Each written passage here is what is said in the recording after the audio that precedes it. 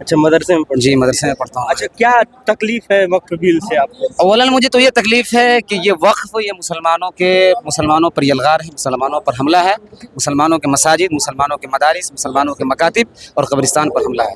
ये हुकूमत अपनी आपको नहीं देखती है, अपने विकास पर तवज्जो नहीं देती है। ये जब से आई है वब से उनकी यही प्लानिंग है कि मुसलमानों को किस तरह से परेशान किया जाए। ये वक्फ का मसला जब आप गहरे से इसको पढ़ेंगे तब आपको इसको नुकसानात मालूम चलेंगे, क्या क्या नुकसानात हैं। ये वक्फ बाय यूज़र का मसला है, ये 5 साल प्रैक्टिसिंग मुसलमान का मसला है, ये डीएम को इख्तियार कुल्ली है, फुल्ली इख्तियार, ये सब तो वो चीज़ें हैं जिसके ज़रिए मुसलमान को सिर्फ और सिर्फ परेशान करने की जाएगी, उसके अलावा कोई दूसरा काम नहीं किया जा सकता। अच्छा, अभी तक आपने थोड़ा सा टेक्निकल बातें की हैं, वक्फ बाय यूज़र, डीएम का जो मसला है, और ये वक्फ बाय यूज़र क्या है? वक्फ बाय यूज़र वो चीज़ है कि हर वो ज़मीन जो पहले से इस्तेमाल होती है और जो गवर्नमेंट ने जिसको यानी घोषित कर दिया है कि ये वक्फ की ज़मीनें हैं। जाहिर सी बात है, हम जिस मुल्क में रहते हैं, बिहार में, ये हमारा बिहार का इलाका है, इसमें सीमांचल का इलाका है, बहुत सारा मधुबनी का इलाका, मैं मधुबनी का रहने वाला हूँ। बाढ़ वहाँ आते हैं, अब बहुत सारी मदरसे हैं, बहुत सारी मस्जिदें हैं, कब्रिस्तान हैं, शमशान घाटें हैं, जिसके पास कोई कागजात नहीं है। अगर कोई कागजात नहीं है और वक्फ ने अगर सरकार ने अगर घोषित कर दिया कि अगर सरकार घोषित कर दिया और अगर उस जमीन के अगर कागजात मौजूद नहीं तो सरकार उस जमीन को लेगी कि नहीं लेगी, क्योंकि उसके पास कोई कागजात मुहैया नहीं है। तो यही वक्फ बाय यूज़र असल यही मसला है कि हर वो जमीन जो इस्तेमाल हो रही थी और उसके पास अगर कोई डाटा नहीं है, उन मुसलमानों के पास उस जमीन के कोई डाटा नहीं है, तो हुकूमत उस जमीन को छीन लेगी। ये वक्फ बाय यूज़र का वो मसला है। तो आप तो इस वक्फ बाय यूज़र के खिलाफ हैं? जी, हम वक्फ बाय यूज़र के खिलाफ, वक्फ बाय यूज़र को खत्म किया जाए। वक्फ बाय यूज़र अब दुनिया में, हिंदुस्तान में ही देख लीजिए, मुसलमानों के मसाजिद से ज्यादा हिंदुओं के मंदिरें हैं। क्या आगे चल के हिंदुओं के मंदिरों पर हमला करेंगे? क्या इनके भी हर इलाके में, हर गांव में, हर बस्ती में 5-5, 10-10 मंदिर हैं? क्या इनके आगे प्लानिंग यही है? ये हुकूमत मुसलमानों से, सिर्फ मुसलमानों का मसला नहीं बल्कि पूरे हिंदुस्तानी लोगों को परेशान करने की इनकी कोशिश है।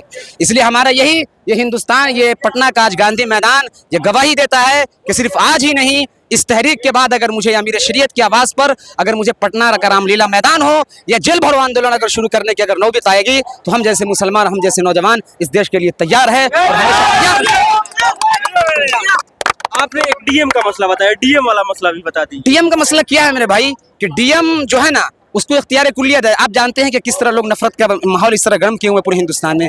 थोड़ी थोड़ी बात पर हमारा वो गंगा जमनी तहजीब, आप तारीख को आप पलट कर देखेंगे तो एक ही स्टेज पर, यही पटना का गांधी मैदान है कि एक ही स्टेज पर डॉक्टर पंडित जवाहरलाल नेहरू भी थे, महात्मा गांधी भी थे, मौलाना अबुल कलाम आज़ाद भी थे और मौलाना हुसैन अहमद मदनी थे। और हुकूमत ये चाहती है कि वो गंगा जमनी तहजीब जो गांधी जी ने कायम किया था, वो गंगा जमनी तहजीब जो हुसैन अहमद मदनी और मौलाना कासिम नानोतवी और शेखुल हिंद ने कायम किया था, उस गंगा जमनी तहजीब को किस तरह खत्म किया जाए, ये असल मसला है।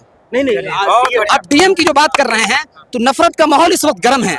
हर कोई आरएसएस, बजरंग दल, विश्व हिंदू परिषद का कोई भी आदमी जाकर, आपका घर है, अगर मैं जाकर आपको अगर दावा कर दूं कि आपका घर है, वो मंदिर की जमीन है, वो शमशान घाट की जमीन है, अब डीएम को इख्तियार कुल्ली होगा कि आप उस पर अगर उसको जर्रा बराबर डाउट होगा तो फौरन उस जमीन को अपने हैंडल में ले लेगा। और कुछ दिन के बाद हो सकता है कि डीएम को इख्तियार है, डीएम तो सरकारी के तो मातहत होते हैं, डीएम तो सरकारी के मातहत होते हैं, डीएम तो सरकारी से डरते हैं। वो दुनिया में तो अपने बाप से तो नहीं डरते, लेकिन सरकार से वो जरूर डरती है। लेकिन जब इख्तियार डीएम को दिया जाएगा तो हो सकता है जिस तरह हमने बाबरी मस्जिद को खो दिया, जिस तरह हमने और मस्जिदों को खो दिया, मुझे डर है कि जब हुकूमत इस कानून को लाएगी जिसके जरिए हमारी और भी मसाजिदें और भी मदारिस से खो सकती है। अच्छा, आपने कहा कि डीएम का पहले भी सरकार द्वारा चुना एक प्रतिनिधि वक्फ में होता था जो ये तय करता था कि ये जमीन जो है ये वक्फ की है कि या नहीं। उस वक्त गंगा जमनी तहजीब कायम थे मेरे भाई। उस वक्त हिंदू, मुस्लिम, सिख, ईसाई कांधे से कांधे मिलाकर चला करते थे। ये तो नफरत का माहौल है, हम तो मोहब्बत का सैलाब लेकर आए, कोई आगे बढ़े तो इसके लिए। बहुत बढ़िया, धन्यवाद। क्या नाम है आपका? मेरा नाम अब्दुल रहमान है, मेरा घर मधुबनी है, मैं बीए का स्टूडेंट हूँ और मैं उर्दू अरबी से भी आलमियत कर रहा हूँ, मौलाना का कोर्स कर रहा हूँ।